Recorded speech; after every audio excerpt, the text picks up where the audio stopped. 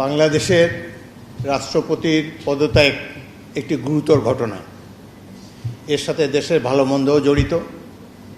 রাষ্ট্রপতি একজন মানুষ, তিনি অসুস্থ হতেই পারেন এবং তিনি রোগেরও নাম প্রকাশ করেছেন, লিখিতভাবে জানিয়েছেন তিনি কি কি রোগে ভুগছেন এবং মাঝে মাঝে তিনি অচেতন হয়ে পড়েন। এর জন্য ডাক্তারের সার্টিফিকেটের কোনো প্রয়োজন নাই, যিনি যেখানে নিজেই এটি দাবি করেছেন। সুতরাং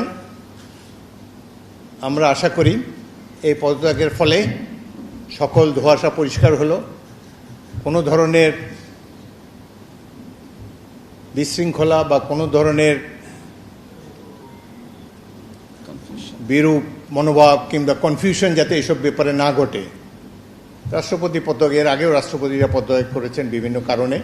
রাষ্ট্রপতি দেশের একজন সম্মানিত মাননীয় রাষ্ট্রপতি, তিনি পদত্যাগ করতেই পারেন এবং এই চেয়ার তো কখনো শূন্য থাকে না। এবং আমি জাতীয় সংসদের স্পিকার হিসাবে এই পদত্যাগপত্র গ্রহণ করেছি। এটি হলো বাস্তবতা। আশা করি সকল ধরনের কনফিউশন এখন থেকে দূর হয়ে যাবে। আপনাদের সবাইকে অসংখ্য ধন্যবাদ। গণপ্রজাতন্ত্রী বাংলাদেশের সংবিধানের 50 অনুচ্ছেদের দফা 3 অনুযায়ী মহামান্য রাষ্ট্রপতি জনাব মোহাম্মদ শাহাবুদ্দিন তার স্বাক্ষরযুক্ত পদত্যাগপত্র আজ 24শে জুলাই 2026 9 শ্রাবণ 1433 তারিখে রোজ শুক্রবার অপরাহ্ন 5টা 1 মিনিটে আমার নিকট পদত্যাগপত্র দাখিল করেছেন। ফলশ্রুতিতে সংবিধানের 54 অনুচ্ছেদ অনুযায়ী আমি রাষ্ট্রপতির দায়িত্ব গ্রহণ করেছি। পদত্যাগপত্রটি আমি গ্রহণ করেছি এবং জাতীয় সংসদ সচিবালয়ের রেকর্ডে সংরক্ষণ এবং প্রয়োজনীয় প্রশাসনিক কার্যক্রম গ্রহণের জন্য নির্দেশ প্রদান করা হলো। কেন তিনি পদত্যাগ করেছেন এটি নিশ্চয়ই জানার কৌতূহল আপনাদের মধ্যে রয়েছে। তিনি লিখিতভাবে জানিয়েছেন যে তিনি গুরুতর অসুস্থ, হৃদরোগ, উচ্চ রক্তচাপ, ডায়াবেটিস ও কিডনি জটিলতায় তিনি ভুগছেন। তার হৃদযন্ত্রে বাইপাস সার্জারি হয়েছে। ইদানিং স্বাস্থ্য পরীক্ষার অটোনমিক নিউরোপ্যাথি নামে রোগ শনাক্ত হয়েছে।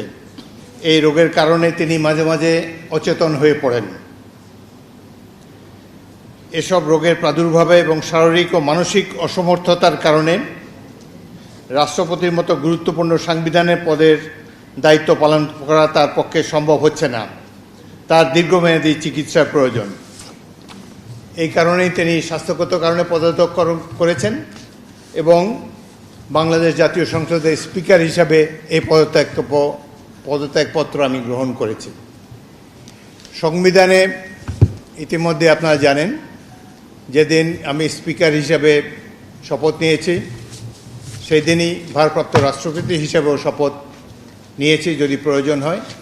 একইভাবে আমাদের ডেপুটি স্পিকার সাহেব, তিনিও যখন ডেপুটি স্পিকার হিসেবে শপথ নেন, শপথের অংশে বর্ণিত থাকে যখন বলা হবে কোনো কারণে যখন স্পিকারের চেয়ার শূন্য থাকবে তখন ডেপুটি স্পিকার স্পিকারের পদের দায়িত্ব পালন করবেন।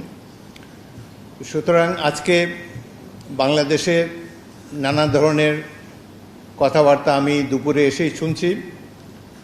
দেখা গেল যে এটি প্রকৃত, তিনি শারীরিক অসামর্থ্যের কারণে পদত্যাগ করেছেন। আমি তার মঙ্গল এবং সুস্বাস্থ্য কামনা করি এবং আমার মনে হয় তিনি মাফিয়া সরকারের আমলে নির্বাচিত হলেও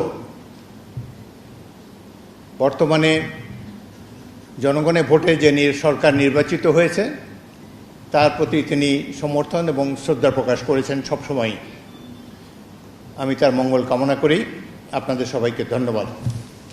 বাংলাদেশের রাষ্ট্রপতির পদত্যাগ একটি গুরুতর ঘটনা।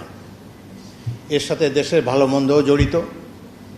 রাষ্ট্রপতি একজন মানুষ, তিনি অসুস্থ হতেই পারেন এবং তিনি রোগেরও নাম প্রকাশ করেছেন, লিখিতভাবে জানিয়েছেন তিনি কি কি রোগে ভুগছেন এবং মাঝে মাঝে তিনি অচেতন হয়ে পড়েন। এর জন্য ডাক্তারের সার্টিফিকেটের কোনো প্রয়োজন নাই, যিনি যেখানে নিজেই এটি দাবি করেছেন। সুতরাং আমরা আশা করি এই পদত্যাগের ফলে সকল ধোঁয়াশা পরিষ্কার হলো, কোনো ধরনের বিশৃঙ্খলা বা কোনো ধরনের বিরূপ মনোভাব কিংবা কনফিউশন যাতে এসব ব্যাপারে না ঘটে। রাষ্ট্রপতি পদত্যাগ, এর আগেও রাষ্ট্রপতিরা পদত্যাগ করেছেন বিভিন্ন কারণে।